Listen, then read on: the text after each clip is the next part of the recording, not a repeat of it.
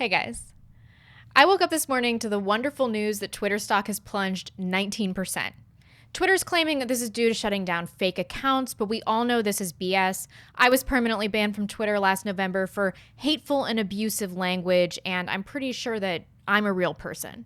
We all know that Twitter has been shadow banning conservatives for ages. For God's sakes, Project Veritas was even able to prove this. The idea of the shadow ban is that you ban someone, but they don't know they've been banned because they keep posting, but no one sees their content. It's a lot of bad press if people figure out that you're shadow banning them. It's like unethical in some way. Trying to downrank it. We're trying to get the shitty people not to show up. Yeah, they said, oh, this is pro-Trump. I don't want it because, it offends me. That's that. And I say, I ban this whole thing. I'm pretty sure every single employee at Twitter hates Trump. I mean, what else do you people want? But Vice wrote an article about it this week, and suddenly the interest in the shadow banning of prominent conservatives is renewed. This is not the original article. Surprise, surprise, they amended it quickly after it was published. And after Trump tweeted about this yesterday, leftists have gone into an absolute tizzy trying to deflect attention from Twitter's failing platform. Twitter user numbers slip as it shuts down fake accounts. Yeah, I'm sure the lack of growth and clear bias against conservatives has nothing to do with it. Hacks. And this one astonished me even more. From the great intellectuals at the New York Times. Germans are getting on Twitter. Is that a good thing? The purpose of this piece, especially being released the same day that Twitter stock tanks, seems to be twofold. One reason is to suggest that there are untapped markets in which Twitter still has room to grow. We all know this is nonsense. At this point, everyone that wants a Twitter account already has one. But the author used this as an opportunity to lick Jack Dorsey's balls and shame/patronize Germans at the same time. This guy is German, and in typical German fashion, seems unable to stop himself from a good early morning flogging. For a country that caused so many horrors in the last century, gotta cover the Holocaust right out of the gate there, Germany today is one of the world's most innocent. Even in the face of resurgent populism and rampant nationalism, Germans exude a quiet, stolid sense of obligation to a brighter, more integrated future at home and internationally. Along with this sentiment comes a principled skepticism towards innovative ideas and technologies from more, let's say, energetic countries. My parents' generation remembers how long it took blue jeans and chewing gum to become socially acceptable here. I remember thorough debates about the pros and cons of cell phones long after they were part of the everyday American landscape. In this sense, social media is today's blue jeans.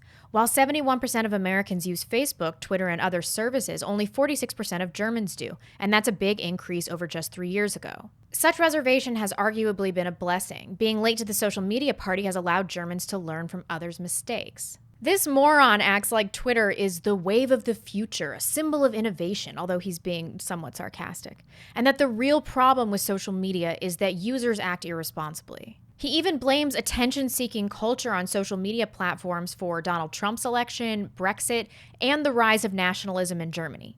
Yeah, surrendering your country to hostile Muslims has nothing to do with that one. But really, Twitter and Facebook are dinosaurs. There's no space for free speech or open discourse, not even for proper shitposting anymore. Twitter and Facebook are taking an acute hit right now, primarily because of their behavior during the election and their censorship of right-leaning speech. Jack Dorsey and Mark Zuckerberg are astonishingly smug and unlikable, and people are getting sick of censoring themselves, being outright censored, and having their information shared indiscriminately with third parties. It's about time that their stocks tanked, but I posit that these are just the reasons for the acute drop in share prices.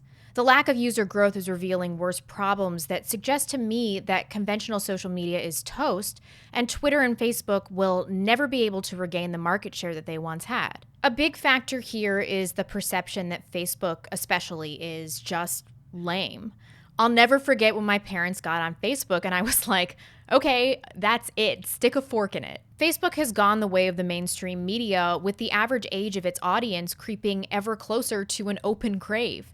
It's the kiss of death, no pun intended, for long-term growth. This is from The Guardian earlier in the year. Is Facebook for old people? Over 55s flock in as the young leave. It's forecasted that 700,000 UK teenagers and young adults will leave the social media site in 2018. It's official, Facebook is for older people.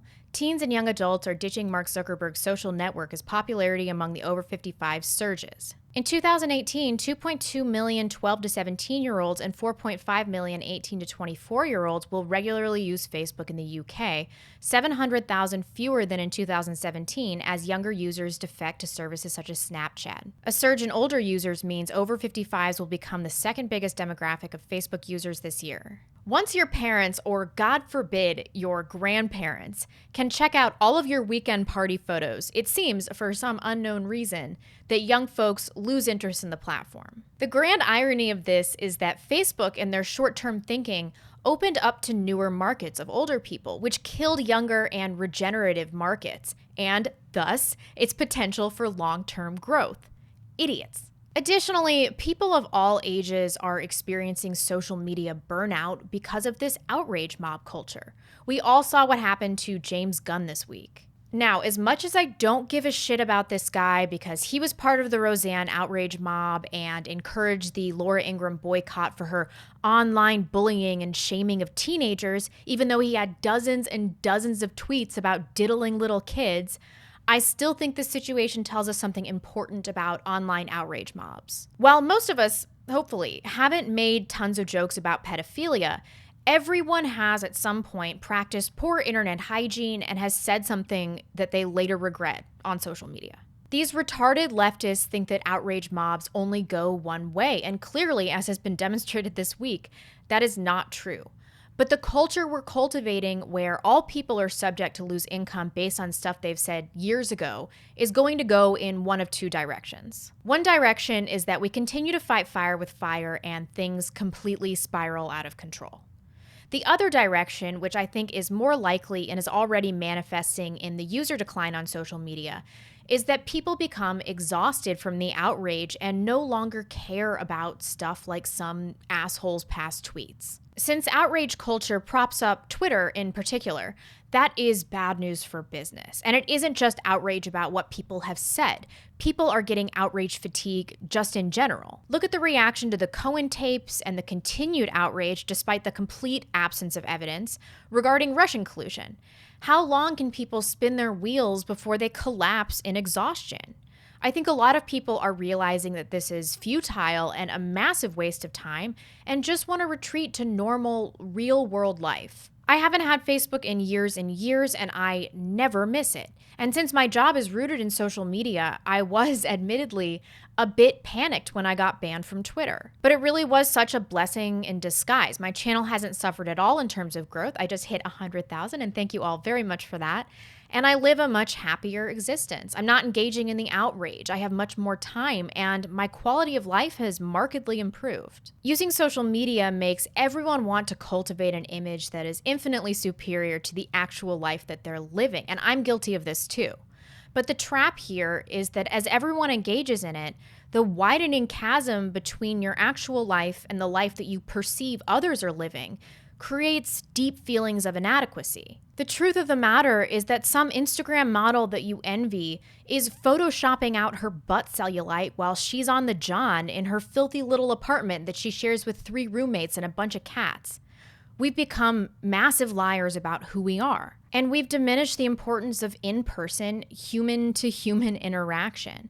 This is why social media, paradoxically, makes people antisocial and clearly is making people unhappy and dissatisfied with their own lives. Researchers at the University of Pittsburgh School of Medicine recently conducted a study about the effects of social media habits on the moods of users. The research determined that the more time young adults use social media, the more likely they are to be depressed. The findings from this study could potentially help clinical professionals aid depressed patients. Compared against users that viewed social media less frequently, participants that use social media very frequently have 2.7 times the likelihood of depression. And compared to people that spent less time, participants that spent the most time on social media throughout the day had 1.7 times the risk of depression. The researchers also accounted for other possible factors of depression, including age, gender, race, relationship statuses, living conditions, education levels, and household incomes in the study. Why would heavy social media usage cause depression? The exposure to highly idealized representations of peers on social media elicits feelings of envy and the distorted belief that others lead happier, more successful lives, says the study. People that engage in activities of little meaning on social media makes them feel like they are wasting time. Spending more time on social media increases the exposure to cyberbullying, thus causing feelings of depression. And social media fuels internet addiction, which is considered a psychiatric condition linked to depression. I really do believe that this is a large contributing factor to the collapse of Twitter and Facebook. How long will we continue to do something that is making our lives worse? People are emotionally depleted, tapped out, and the privacy concerns and censorship were really the final straw in what was already something of a death spiral for the industry. When I got kicked off of Twitter, I realized that I was sinking quite literally several hours a day into it. So I decided to use that time to better myself, to work out more, to paint more, but not to reinvest into other social media platforms, and that includes YouTube. And that is one of the reasons that I don't produce that much content on YouTube. It isn't that I have no time for it, it's just that I produce the amount of content that keeps me far enough away from being too invested in social media, from getting too caught up in outrage, too concerned about what people think about me, and from it becoming too large a part of my actual IRL identity. I had to reclaim my life and put it back in the real world, or I was never going to be happy or be a good friend or sister or be a good wife. And I think that as a society, we are spending so much time on social media that many, if not most of us, are in this same danger of neglecting our personal relationships if we aren't doing it already.